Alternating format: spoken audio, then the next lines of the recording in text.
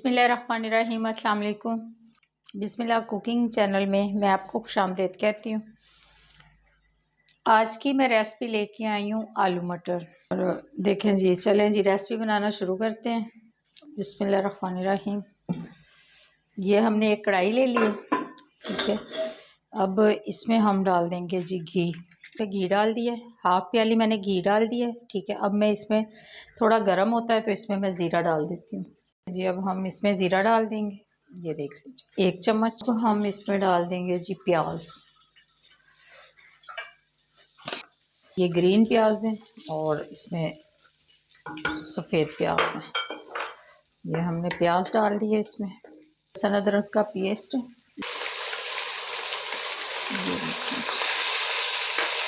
ये 2 टमाटर हैं मीडियम साइज़ के। ये देखें जी 1 चम्मच सुरख मिर्च, हाफ चम्मच हल्दी, 1 चम्मच नमक,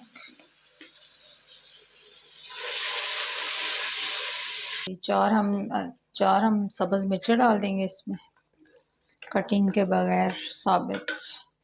हम इसमें आलू डाल देंगे। ये हाफ केजी मेरे पास आलू है, आधा किलो, ठीक है। आधा किलो आलू लिए थे, आधा किलो आलू हैं, उनके छिलके हमने निकाल लिए हैं। ये देख लें जी, इस तरीके से हमने कटिंग कर ली है। मेरे पास मटर है, ठीक है। मटर हमने निकाल लिए थे जी। ये हमने अब आलू और मटर डाल दिए हैं इसमें। अब इसको 5 मिनट पकाते हैं, फिर आपसे मिलते हैं। ये देखें जी, हमारे आलू मटर बन के तैयार हो गए हैं, ये देख लें जी। अब देखें जी, अब हम इसमें थोड़ा सा गरम मसाला डाल देते हैं। अब इसको मैं डिश में निकाल के फिर आपको दिखाती हूँ। ये देखें जी, हमारी आलू मटर की सब्ज़ी बन के तैयार हो गई है। ये देखें जी, हम इसके ऊपर धनिया डाल देते हैं, थोड़ा सा सब्ज़।